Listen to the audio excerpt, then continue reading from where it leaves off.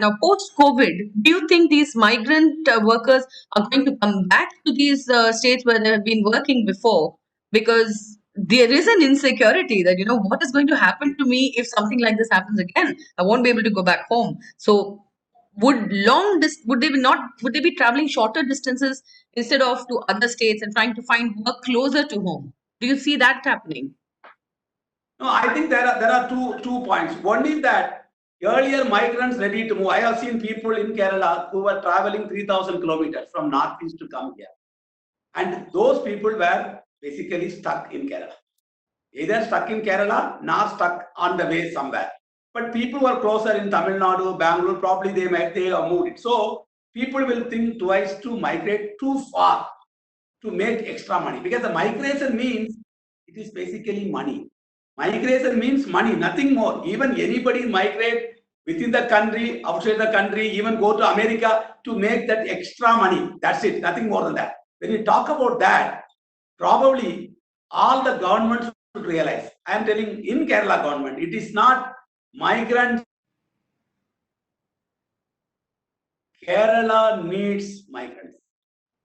Maharashtra needs migrants. Karnataka openly told they need migrants. That's why there will be no train. They are realizing. I think when you look at them, when Kerala says we need migrants, then they will come back. That means you should give them not just salaries, you should give them incentives. For example, I was talking to somebody, why can't all the migrants in India who have moved for work can be given, say, 10,000 rupees for 2 month wage loss? Why not? Why not? For example, Bihar government is trying to pay 1,000 rupees for any migrant stranded outside Bihar. Why 1,000 rupees? Give them 10,000 rupees. At least you know even how many migrants are receiving your money. You will understand the number of people from your state who are moving. Tomorrow Kerala, that's why I'm telling Kerala government, you want the migrant to stay back, you not only pay them salaries for the last 2 months, give them advance salary, they will stay. So you cannot tell them no train. No. That is not the way to keep the migrant. You should give them a proper thing. I think migrants' rights will be now, they will talk more. In fact, they are going to create scarcity in many cities. Labor scarcity will be created in many cities, because I just went to 1 kilometer from my office. I know one man, he had 3 hotels. He has 3 hotels, and each hotel has 10 workers. So 3 hotels, he runs 30 workers. And Kerala government has already said you can open the hotel. You can open the hotel, you cannot ask the people to come in, you can ask parcel. But he told me after the 30 worker, I had 24 workers from other states. Now I am not able to open my 3 hotels. I have opened only one with limited staff. This is one small place near my area. Can you imagine? That means there will be a scarcity. You can give, government can give any package.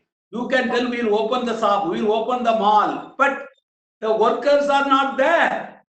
And if they want to go, you have to allow them. You cannot forcefully. It is not here. We are talking about slavery system. You cannot forcefully put the workers saying that no train, you have to be here. No. If you want to keep them, give them incentives, give them proper salary. I think probably the migrants' wages will increase in short term, because it has to be increased. Where this man want to open his small shop, he will tell that I will pay you. Now they are paying 800 rupees. They will say I will pay you 1,000 rupees. Because he can make only money if these 3 hotels are working.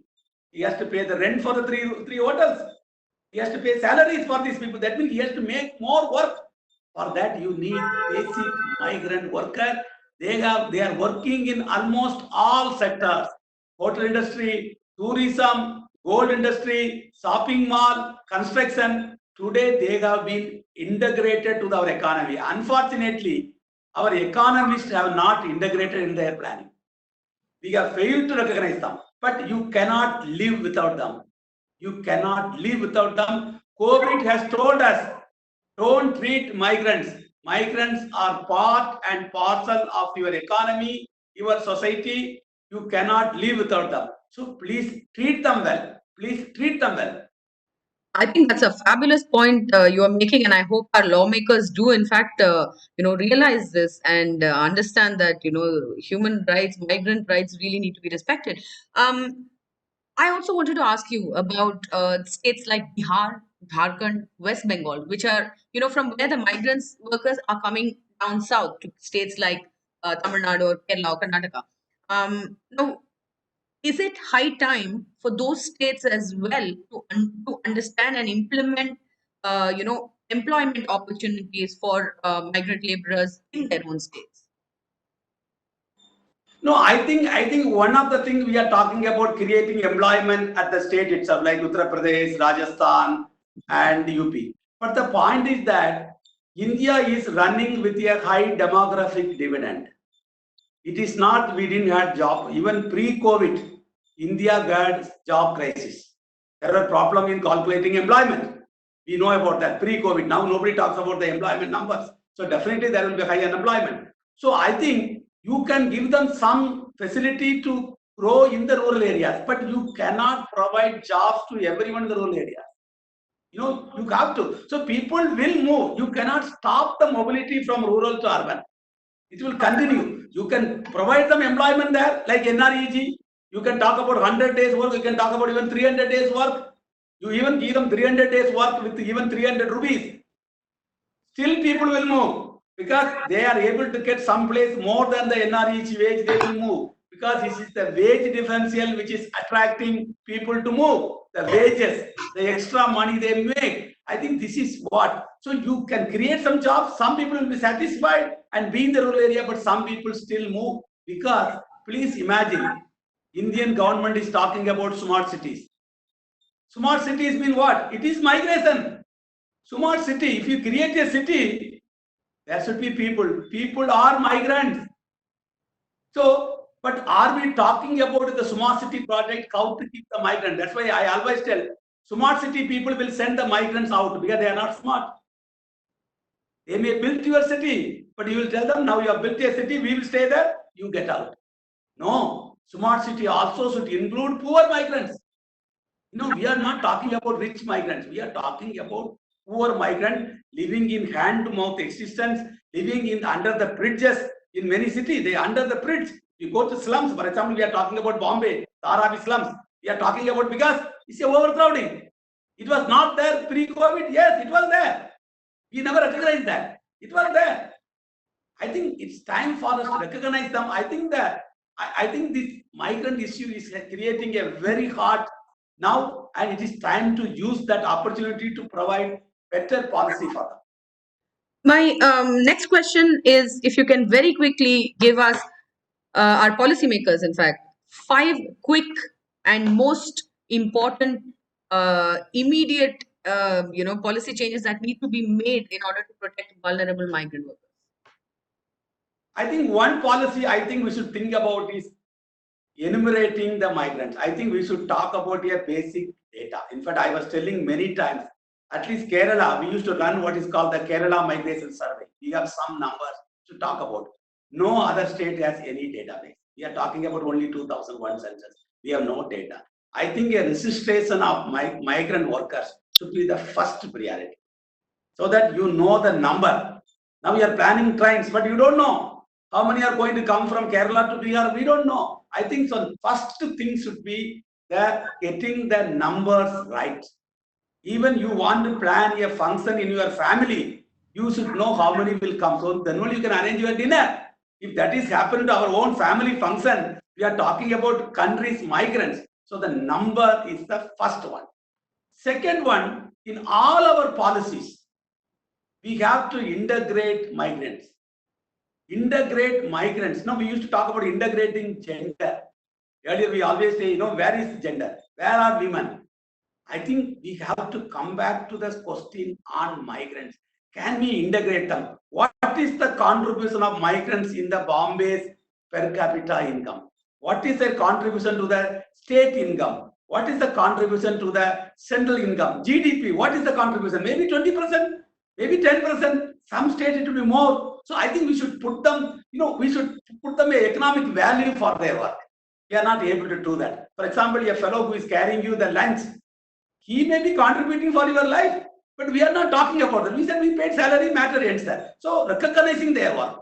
Third thing is that we should provide them the lockout period, some hard cash transfer. I think it's the right time. We should give all migrants in the country, especially the labor migrants, not the student migrants. Anybody who went out of their state to work, they should be paid at least 10,000 rupees for 2 months. 20,000 rupees they should get in their account through whatever account they have, Prime Minister Fund or whatever it is. It can be even transferred from the Prime Minister Care Fund. Because the Prime Minister Care Fund is not only to buy what is called ventilators. Sorry, you can buy ventilators, no problem, but you should also provide people who are living, who need support system. You can, like for example, Maharashtra CM said, from the CM fund, I am going to pay the train fare. So you can fund. I think we should fund them direct cash transfer to all the migrants. That is the third one. Fourth one, we should see to it they get proper salaries at their place of work. I think it is not happening. Even many workers who work in Kerala, when I talk to them, they will tell me, I am getting more wages than my state, Tripura, West Bengal, or UP. I get there 150 rupees. Here I am getting 500 rupees. But I don't get Kerala wages. Kerala wages is very high. They don't get Kerala wages. They are working in Kerala, but they don't get Kerala wages, which is extremely high for the locals. I think they should get equal wages. We are talking about equal rights between men and women. We should talk about equal rights of locals and the migrants. That is the fourth one. Fifth one, we should provide them something at the end of their lives. I think these migrants in their sunset years, especially when they are old, I think they are almost, like very sad situation for them in the life.